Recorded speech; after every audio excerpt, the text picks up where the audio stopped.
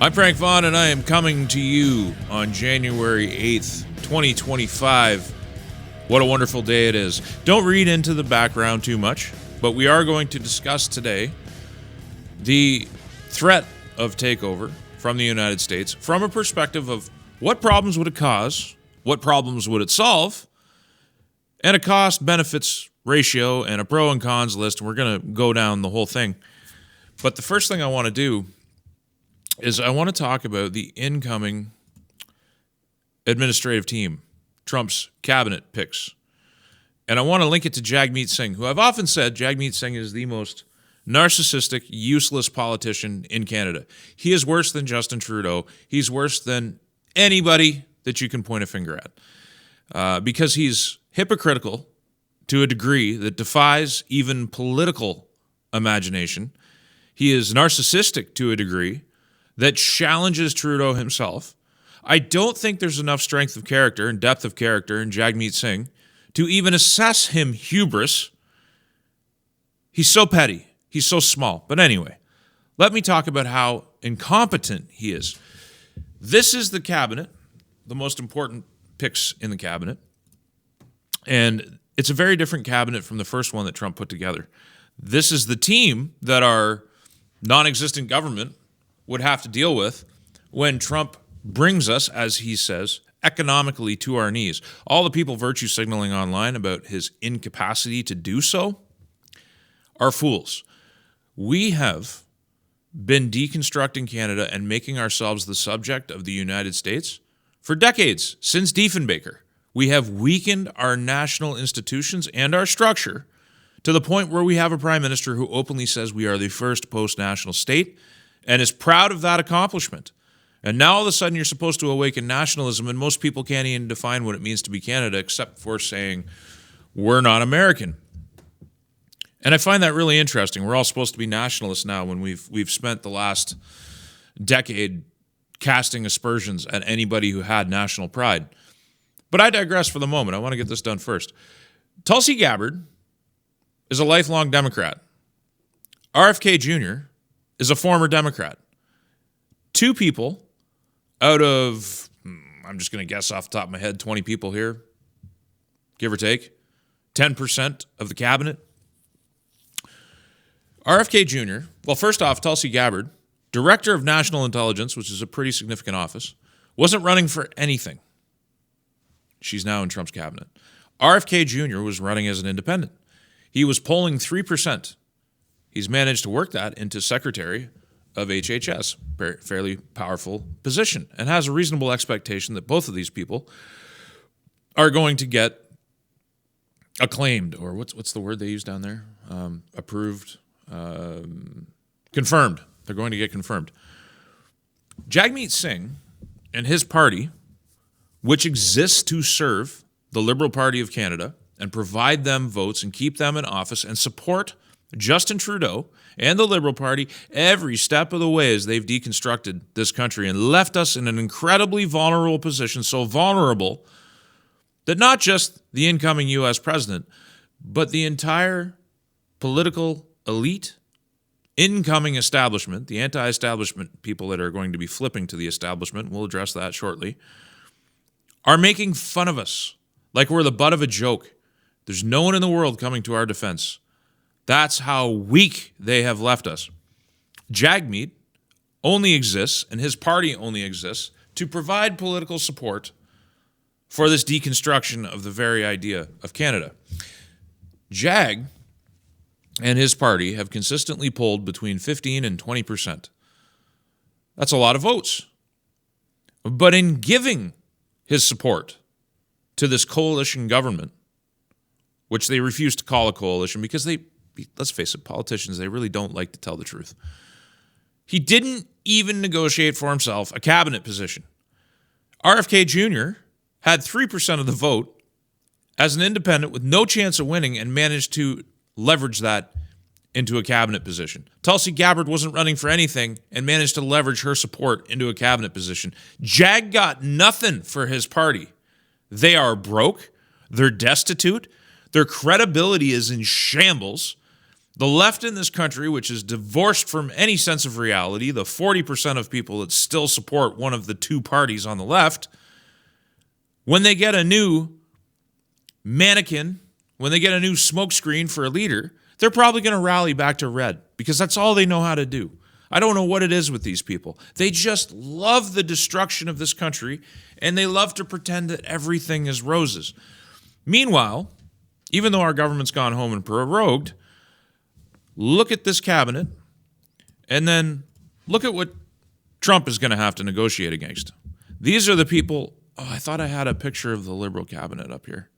My apologies, I got the wrong picture. But I mean, I think you get the idea. Now, before I get into the meat and potatoes of this particular video, I just want to deal with Jason P. from off of X. I don't care who believes this, but Canada was in a much worse position in 2015 when Harper left than it is today. And it only will get worse once PP hands it over to Elon and the convoy chuds. What space cadet drugs are you on, sir? The idea, and I'm not a big fan of Stephen Harper. He brought home a lot of bad policies along with his partner in government, Maxime Bernier, that are now biting us in the butt. But setting that aside, how and in what world could you ever claim that his government left us in a worse state than the potentially outgoing government of Justin Trudeau and the Liberals? They have massively increased our national debt like no other government. We have an out-of-control deficit. We got a public sector that's out of control, a bureaucracy that's out of control. We have a border crisis. We have a crime crisis. We have an immigration crisis. We have a housing crisis. And you're claiming that we were worse off under Stephen Harper? Check yourself. It's absurd. And on top of that, Stephen Harper, as much as I think he undermined Canada, and I do, I sincerely believe that, we are now in a state of acute national crisis in the midst of a leadership vacuum because the narcissist in chief sent the government home. And his partner in the NDP was happy to allow it to happen. Trump is going to be inaugurated in 12 days. He can sign those tariff orders and he can cripple Canada, and we don't even have a government. We got Doug Ford. We got Elizabeth May. God help us. Elizabeth May. Now the Americans have got a hold of her. Talking about taking California and Oregon and Washington, it's like, with what army? Why would they ever want to leave the United States? Absolutely crazy. And you got Doug Ford talking about buying Alaska. With what money, Doug? How are you even going to enforce it? Do you honestly think the Alaskans want to leave America and become part of Canada? You guys are virtue signaling. You guys are trying to look strong, and you're just making us look worse. Like you're just adding fuel to the fire. This rallying around Justin Trudeau and rallying around these absurd joke talking points, not taking this seriously, is a huge mistake. Because there is this notion, there is this argument that Trump is just doing this for attention. He's doing this to maximize leverage for an upcoming trade negotiation.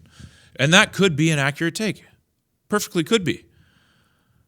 But the tone and the level that this discussion has taken before he's in office suggests that there might be more of a pitch of an idea happening. Now, let's just take a precautionary note here for a minute. As the anti-establishment becomes the establishment, so we're talking about people who have been marginalized and targeted by the system, all the way even through the Trump administration and through the Biden administration, because the first Trump administration was just mired. It's amazing they got done what they got done because the level of political opposition was so enormous. And now he's wiser, which is why I think he's talking so tough. He's going to go for it, man. He's got 4 years left. He's going to go for it. And I think he's very serious about many of the things that he's talking about, from Panama to Greenland. If you look at the net result of U.S. foreign policy since the war started in Ukraine, it's almost like the Ukrainian war is a smokescreen for real U.S. ambition, which is to divide Europe from Russia and cut them off from their energy, which is destroying the European economies, at the same time as they are dealing with the consequences of mass immigration. And every government in Europe is talking about remigration all of a sudden. Isn't that crazy? All of us who suggested that it was going too fast and that we were destabilizing our nations, we're all called racist and fools, and now all of a sudden the very people who name-called us are establishing remigration centers in third-party countries. The Liberals are talking about letting visas expire, and millions of people are going to have to go home from Canada. All of a sudden, these things are now mainstream talking points. They flip their script. And just like when they flipped their script about COVID, because at the very beginning when I was covering C-19, the government's message was masks are dangerous. They were saying this. This is Theresa Tam and the government was saying masks are dangerous. Restrictions on foreign flights coming into Canada would be too much of an impact on people's freedom of movement. Doug Ford went out and filmed himself in front of a Chinese buffet and begged people to go spend money at Asian restaurants. And that's what they did. And then they flipped their script, told everybody to do masking and talked about lockdowns and promoted a dangerous medical experiment. And the public just snip-snapped and went right along with it because the vast majority of people like to believe what they're told. And Canada has a crisis of this. Now, what are the problems that Canada faces? There are so many acute issues. It's hard to pick where to start a list.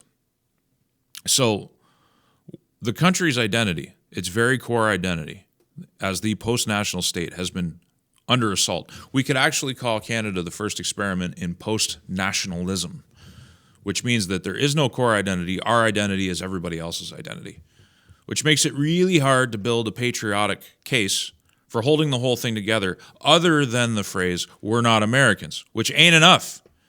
An identity cannot be made of the things you're not. An identity must be made of the things that you are. So setting that aside for a minute, Canada needs a change of direction, and the electorate appears at least smart enough to understand that that's what must be done. If you look at opinion polls when it comes to the Conservatives, and I would still guess that those opinion polls are underestimating Conservative support. I think turnout will be high when we get an election, and I think most of those new voters are going to go to the CPC because they know, most of the public knows, we're in a really bad situation. But let's assume we elect the Conservatives to a very strong government, and we have a new prime minister.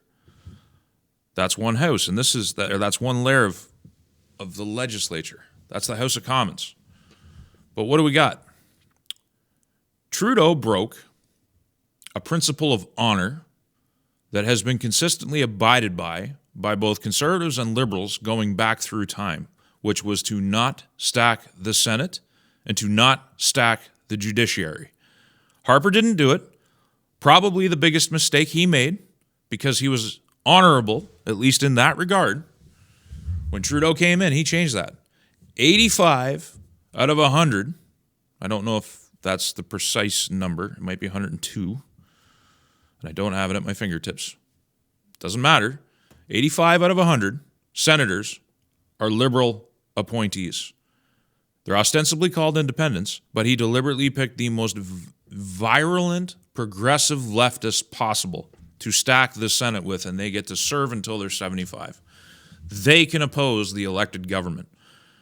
7 of our Supreme Court justices were appointed by Justin Trudeau. They are very progressive. They can oppose the mandate and the wants of the elected government. The lower judiciary is infected with progressives. The municipal governments, not just the ones that you elect, but your CAOs and your CFOs are largely dominated by progressive educated figures, by leftists. That's just the tip of the iceberg. The headwinds that an incoming common sense government is going to have, are going to face, don't just last for 4 years. We're talking 10, 15 years. One of the interesting things, actually there's a few interesting things, going back to the Jordan Peterson interview with Pierre Poilievre. First, quickly, one of the most terrible things that he said was that we have one of the best systems of government on the planet, Westminster parliamentarian. I can't even spit it out. It's so offensive. Canada is so backwards in terms of citizen empowerment. We're such a socialist totalitarian state. We're moving ever closer to that. Prorogation stopped a lot of really bad legislation from actually turning into law and gaining royal assent. But this idea that we should be proud of our government is absurd. There's almost nothing to be proud of because we have no power as people. Whether you're a conservative, whether you're a liberal, a leftist, or you're far right, whatever you are, you have no power to recall your legislators. You have no power to advance ballot initiatives. You cannot promote your own laws. Whether it's at the provincial level or whether it's at the federal level, you are disenfranchised. All you get to do is mark an X for one person at each level every 4 years. And you have no means of demanding accountability. You have to wait for your legislators to give you something. We elect our kings, and they don't even have to face accountability when they break their promises to us. So people talk about Polyev, and they demand that he talk about this, and they demand that he talk about that, and everybody wants him to say more things and do more things. Everybody's got an opinion about what he's not doing. Look at the situation realistically. The entire nation is infected by career bureaucrats that are leftist, by lifetime appointees that are leftist, and Pierre, the thing that I was initially going to say, alluded to the fact that he's going to have to call on the public to remain politically active during his administration, which means applying people pressure to the institutions of bureaucracy, which you might as well include the Senate in, to actually allow his agenda to move forward. I've never heard a politician talk about that, and you would have to do that because without public pressure, without work, without Freedom Convoy scale work, his agenda is going to die in the Senate and the courts. And there's a lot of good things about the Conservative Party as it's construed right now. So these are all really big problems. And this is before you address trying to open up the Constitution and trying to tweak Confederation. Do you want electoral reform? Would you like an elected Senate? These guys, when Trudeau talks about how one of his biggest regrets was not getting electoral reform done, he's talking about changing first past the post in the House of Commons for some kind of proportional representation. We don't need that. And doing that would require opening up the Constitution. We're not going to get it anyway because there's vested interests, looking at Quebec, who don't want to ever let it happen, let alone Ontario, the people and the two provinces that rule the rest of this nation. But there's, at the core of it, there's nothing really wrong with first past the post for one of your legislatures. What we desperately need is an elected Senate, a Senate that distributes seats along the same lines as the United States distributes their Senate seats. So it creates equality. It creates representation for the geographic land that people live on. So that a province like Saskatchewan, with its 1 million people, can have a chamber where they have just as much say as a province like Ontario. Believe it or not, folks, that's fair. You have one legislature, first past the post. You have another legislature that represents the land, and then you have an executive, perhaps an elected governor general. It would act like an office of the presidency.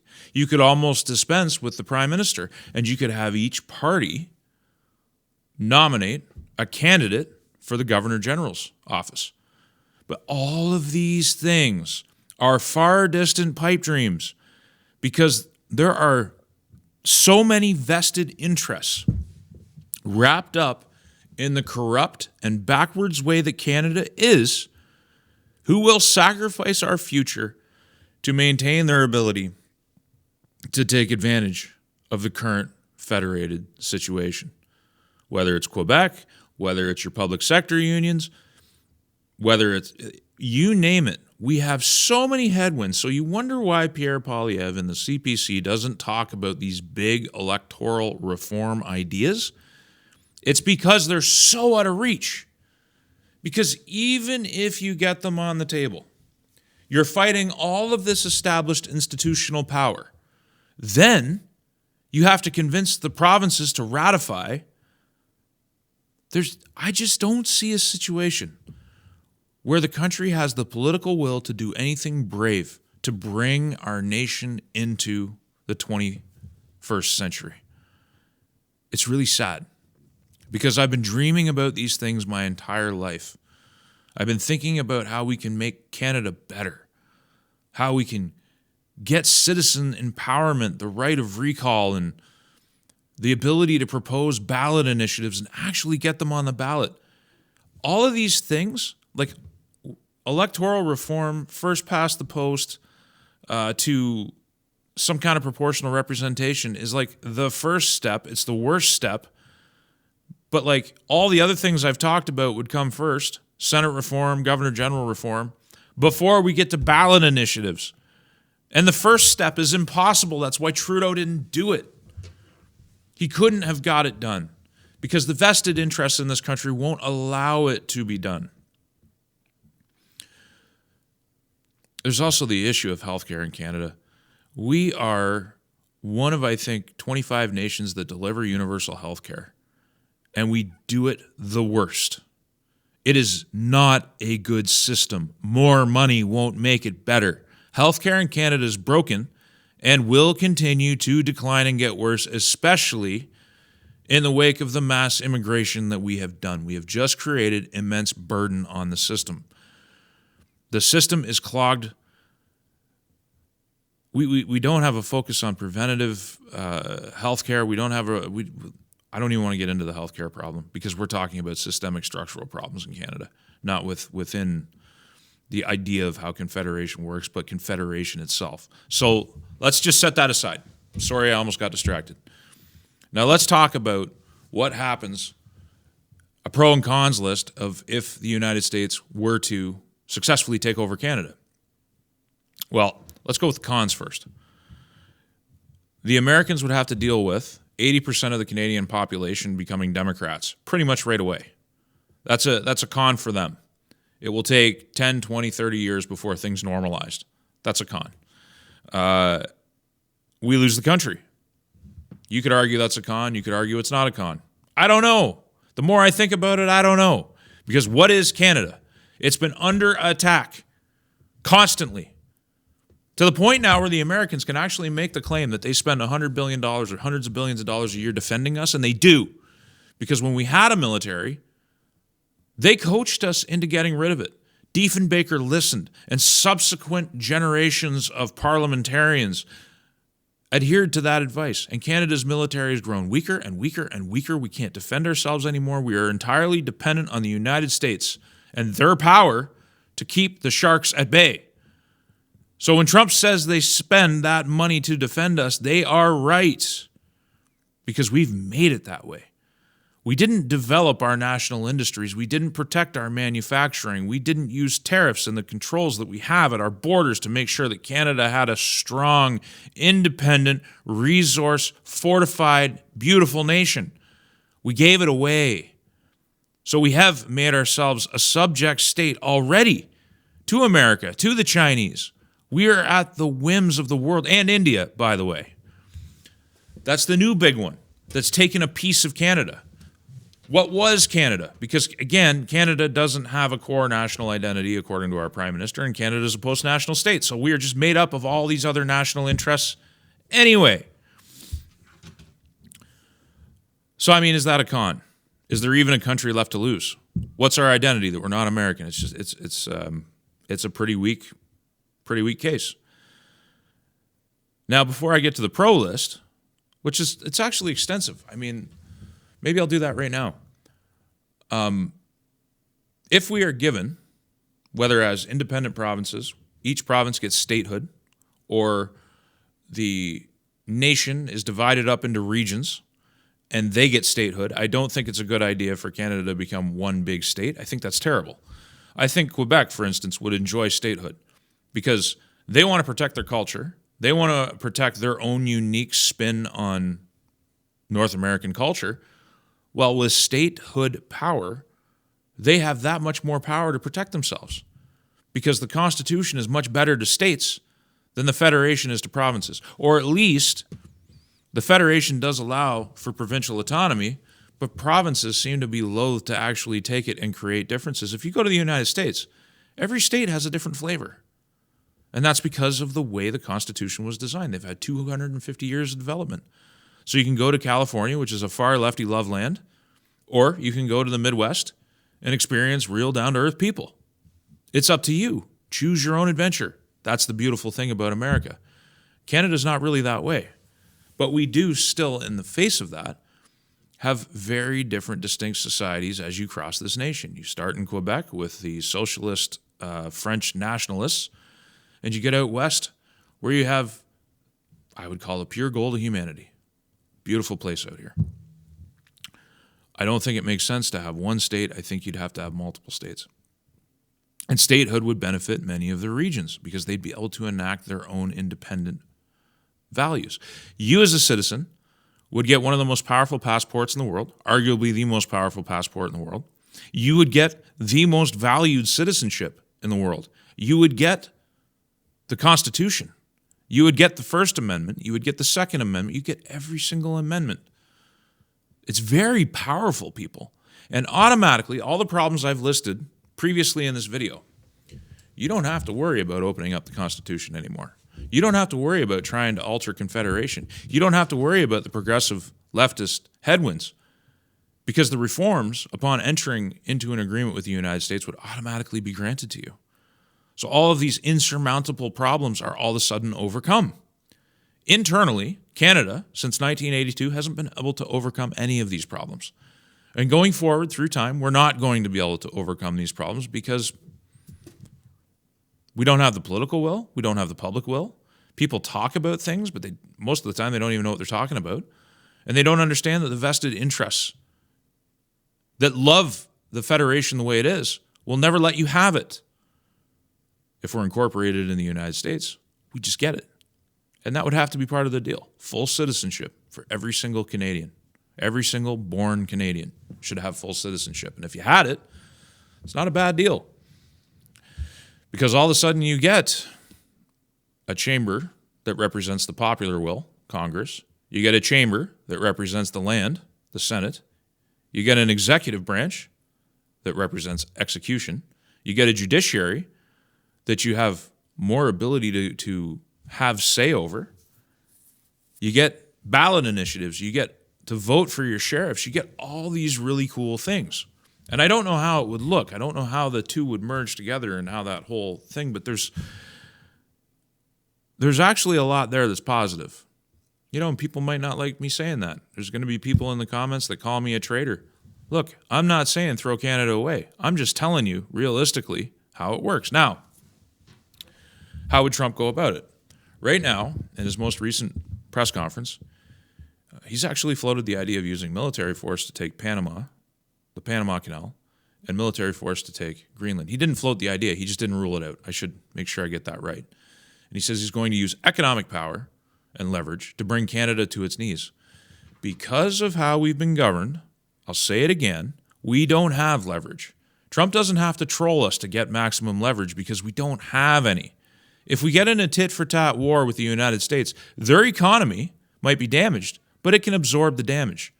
Meanwhile, they can absolutely obliterate our economy. They can destroy our dollar. They can take us to our knees to a point where we beg for a deal. People in this country don't know anything about suffering yet, but they'll learn very quickly if our leaders decide they're going to go toe-to-toe with the Americans. We lose. And because this government has made such a fool of us, because this government has destroyed our reputation on the world stage, there is nobody out there who's going to lift a finger in our defense. And that's the sad truth, especially if the war in Ukraine were to end, if there was some kind of agreement that was come to with China that allowed the United States to have free reign in this hemisphere in return for the Chinese to have reign, or between China and India, to respect their spheres of interest in Southeast Asia and let them figure out the problems of Southeast Asia in their own way and stay out of the Western Hemisphere, if you can mollify the other powers in the world, who's coming to save us? And that's why it's really foolish, the messaging that Elizabeth May and Doug Ford and all of these fools are coming out with. That's why Elon Musk is able to just call our prime minister girl and mock him fully. They have all the cards already. They don't need to meme to get more leverage. They've already got all the leverage. We are so much weaker than we were 4 years ago. Trudeau has really done a number. Probably one of the worst world leaders in the last 100 years. It is incredible.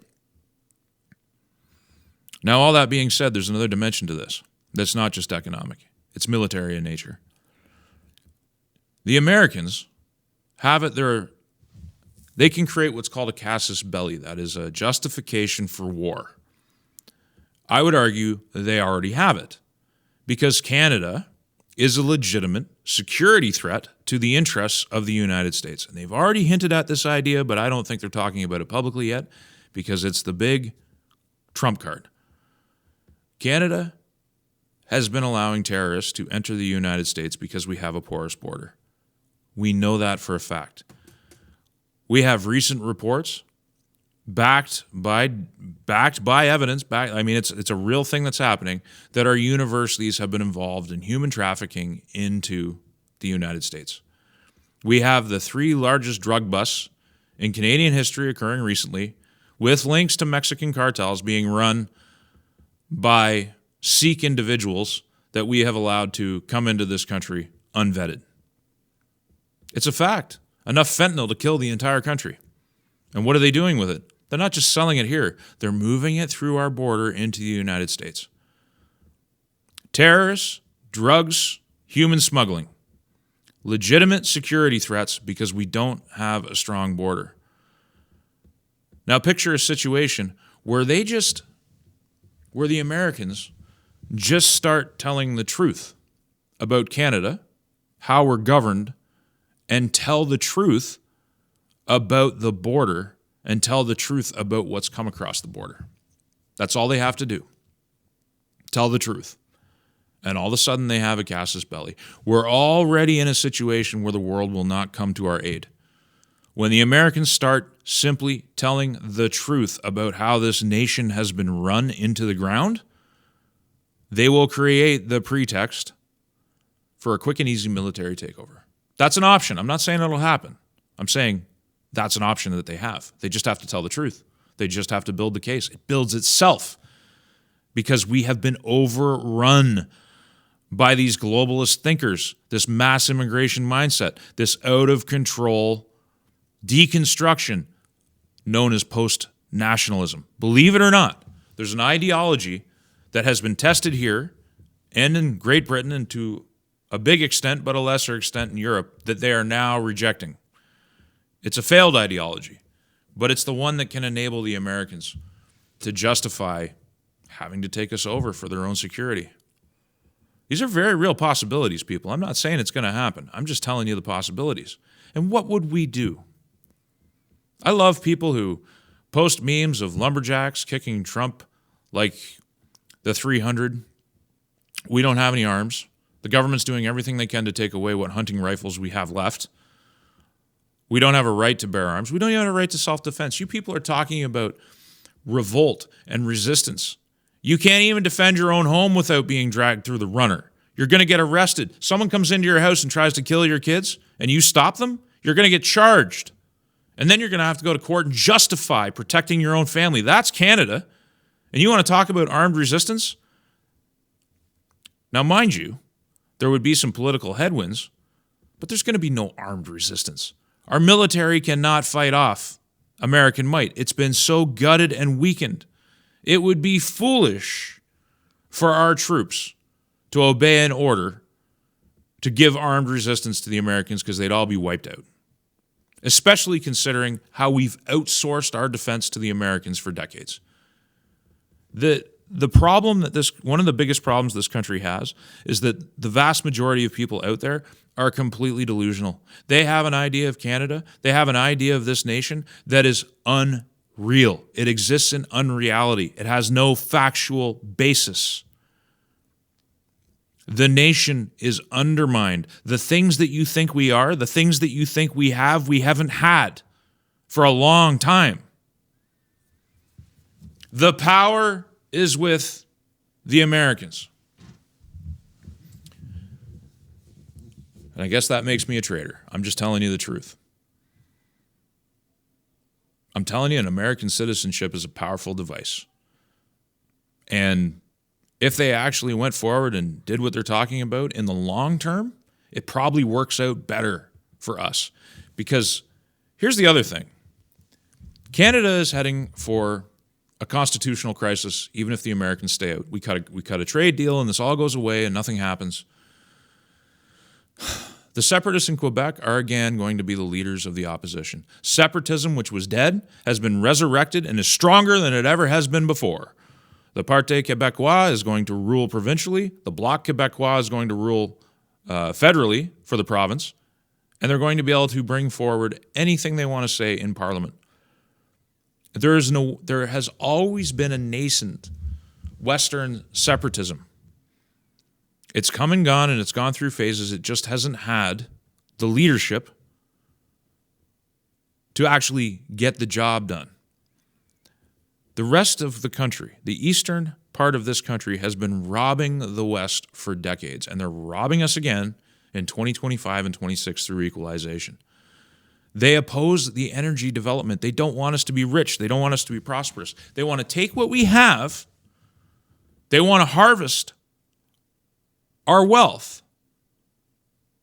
But they don't want to let us develop further.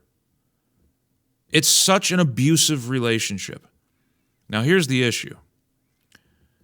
If the West decided to have a genuine separatist movement, if we really started promoting it and it started gaining strength, you can bet your biscuit, you can bet your last dollar, the Americans aren't going to sit idly by.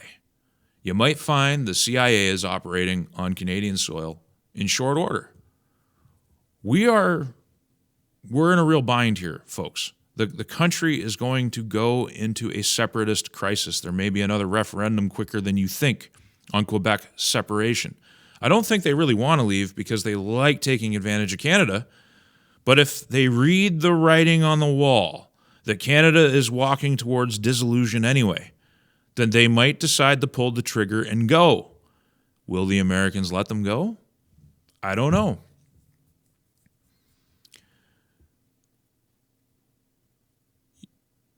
People really need to understand, more than anything, that Canada is in a period of greater crisis.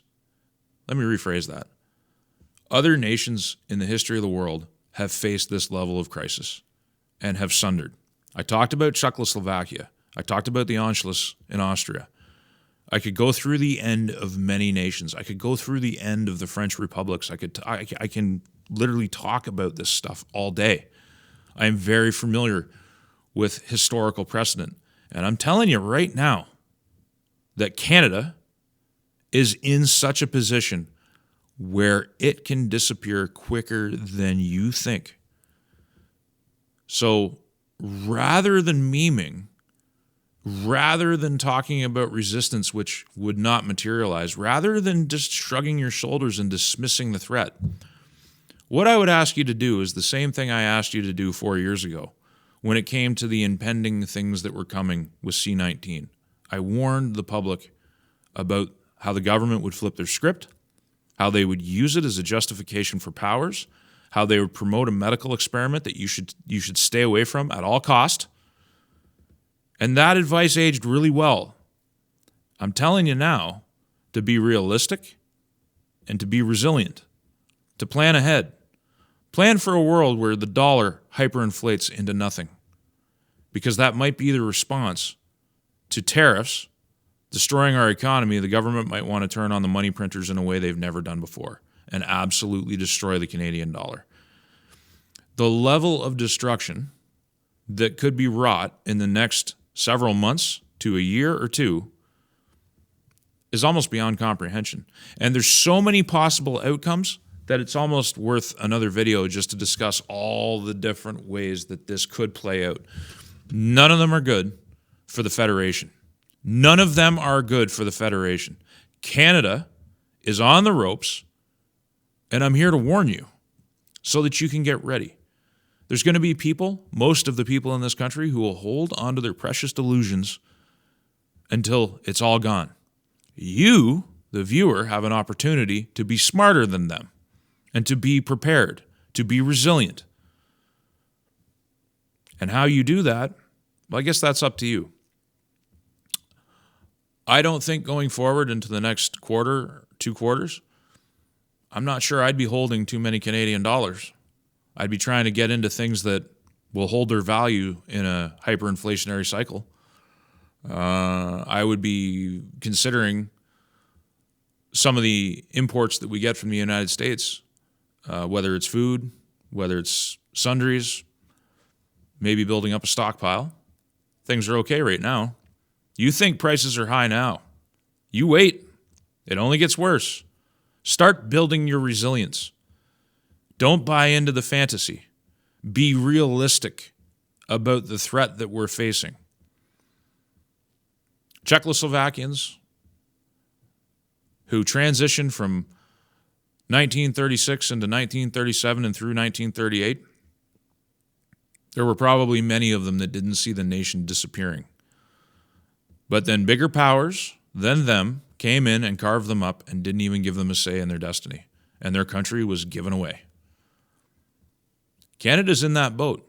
And you can blame me if you want for saying it. But what you should be doing is looking at Justin Trudeau and Jagmeet Singh for putting us in this position. They mocked Donald Trump. They talk trash about Donald Trump. They talk trash about all these people. They shoot, even now, Doug Ford and Elizabeth May. They talk this big game. They got no power. They have no ammo. They've got nothing. They're like a little kid who's mouthing off to a 6'8" giant.